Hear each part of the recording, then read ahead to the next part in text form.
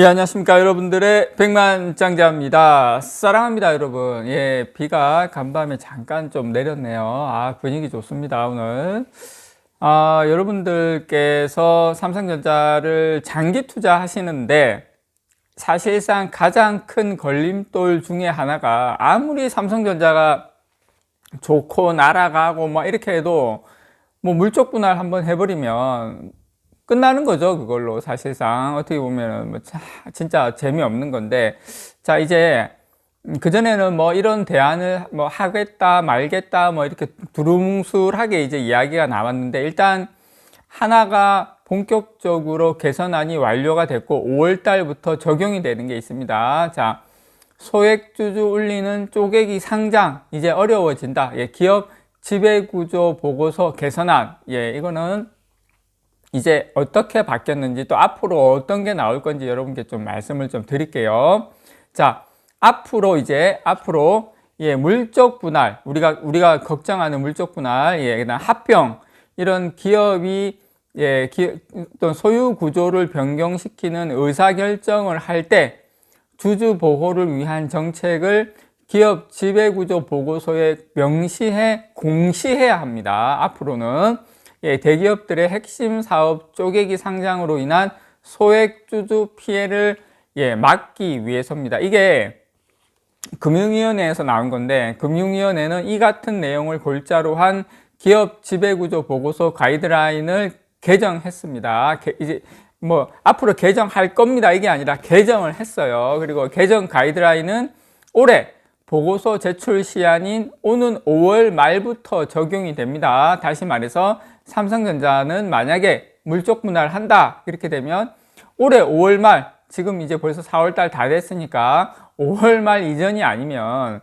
사실상 이런 보고서에 소액주주에 대해서 어떤 여러 가지 보호를 위한 정책, 우리가 뭘 했다 뭐 이런 걸 공시를 해야 돼요. 물론 이게 100% 안전장치는 되지 않겠지만 기본적으로 이제 금융위원회에서도 나섰고, 지금 이거 말고도 어떤 지금 대안을 또 마련을 하고 있냐면요, 지금 자회사 상장과 관련된 물적 분할이죠. 이거 추가적인 주주보호 강화 방안도 지금 준비를 하고 있는데, 금융위원회는 예, 최근 시장에서, 근데 사실 그 LG에너지솔루션 같은 경우에 한 발짝 놓쳤잖아요. 꼭 이렇게 시장에서 문제가 되고 나면 그 다음에 이렇게 땜빵식으로 이렇게 해요. 개인적으로 우리 삼성전자 주주분들이야 이제 괜찮겠지만, LG화학 가지고 계셨던 분들은 그게 무슨 알배락입니까? LG화학뿐만 그랬던 건 아니에요. 현대중공업도 마찬가지고. 자, 금융위원회는 최근 시장에서 많은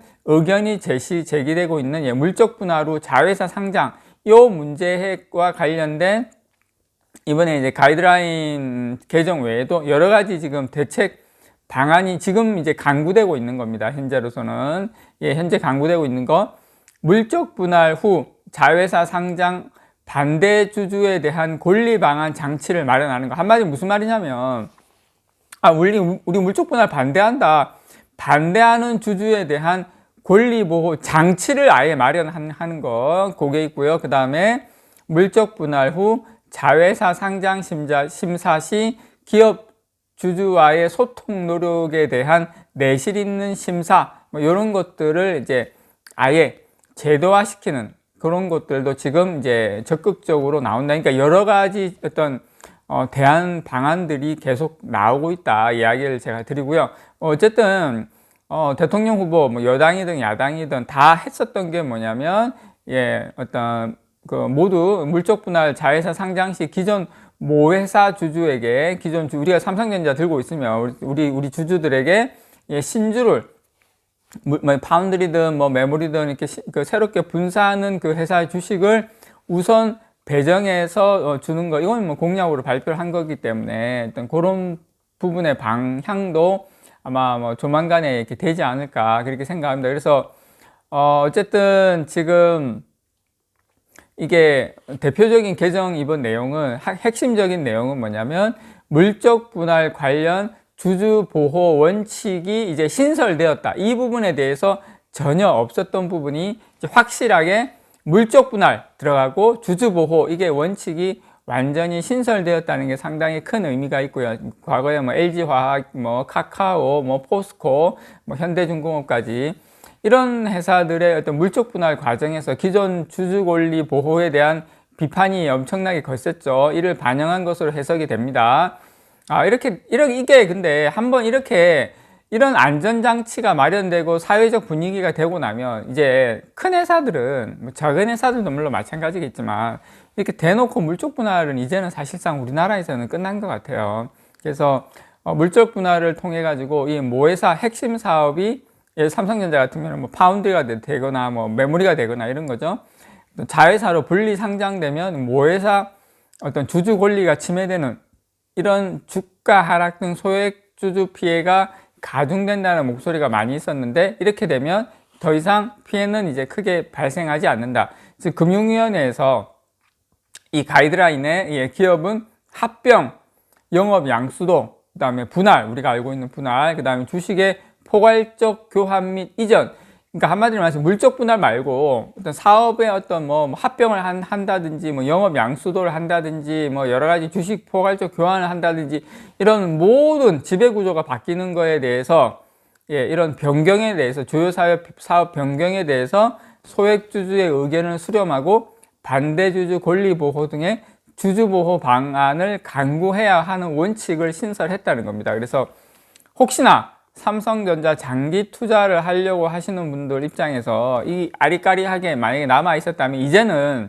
이제 이 부분에 대해서는 정부에서 확실하게 못을 박았다. 그 정도 여러분들에게 좀 말씀을 드리고 싶고, 향후에도 만약에 삼성전자가 물적 분할할 수 있죠. 왜냐하면 삼성전자 세트가 있고 부품이 있지 않습니까? 세트는 뭐냐면 완제품을 파는 걸 세트라고 그러거든요. 예를 들어서 휴대폰이라든지 뭐 가전이라든지 이런 거는 이제 세트고, 우리가 뭐 예를 들어서 뭐 파운드리라든지 아니면은 뭐 메모리 반도체 이런 거는 이제 부품이지 않습니까? 근데 이제 이게 그 분할이 되기는 되어야 돼요. 제가 생각할 때 지주회사 남겨놓고 이렇게 분할해서 파운드리 같은 경우도 고객하고 경쟁하지 않게끔 시킨 상태에서 그걸 재상장을 안 하는 거죠. 그렇게 해서 경쟁력 있게 각 사업부가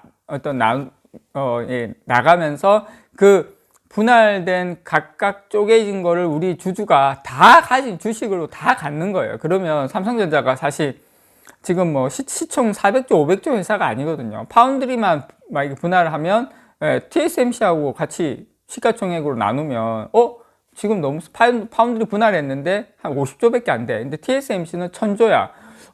세계 2등인데 한 300조, 400조는 가야 되는. 그러니까 그렇게 분할시켜서 우리가 소액주주가 모두 그 주식을 가지게 되면 그러면은 너무 좋은 거죠. 근데 저는 향후에는 그런 방법의 주주가치 제고도 충분히 가능하지 않나. 이제 앞으로 몇 년 후가 될지 모르겠지만 앞으로 몇 년 후에 분할은 이런 식으로 된다 하더라도 우리 소액주주들에게 전혀 피해를 주지 않는 그런 분할이라면 저는 얼마든지 환영한다. 환영하는 게 아니라 너무 좋죠. 그렇게 되면 어떻게 보면 그게 인적 분할인데, 그거는 우리가 삼성전자가 지금 한 시총 450조, 500조에서 거의 바로 더블 갈 수 있는 그런 호재입니다, 여러분. 그래서 이런 부분에 대한 가이드라인이 시행이 됐기 때문에 어쨌든 이게 이제 5월 말부터 시행이 되잖아요. 그래서 물적 분할을 만약에 계획한 기업들이 있다면 우리 같은 소액주주를 설득하는 과정을 반드시 거쳐야 된다. 그래서 금융당국은 이 소액주주와의 간담회도 개최하고 소액 물적 분할 후에 자회사의 상장 절차 이런 것들을 엄격하게 지금 이제 한다. 한마디로 말해서 개인 투자자들이 LG엔솔처럼 그렇게 손해보는 물적 분할은 힘들다, 안 된다라는 거 여러분들께 다시 한번 말씀을 드립니다. 이상 여러분들의 백만장자였습니다. 사랑합니다, 여러분.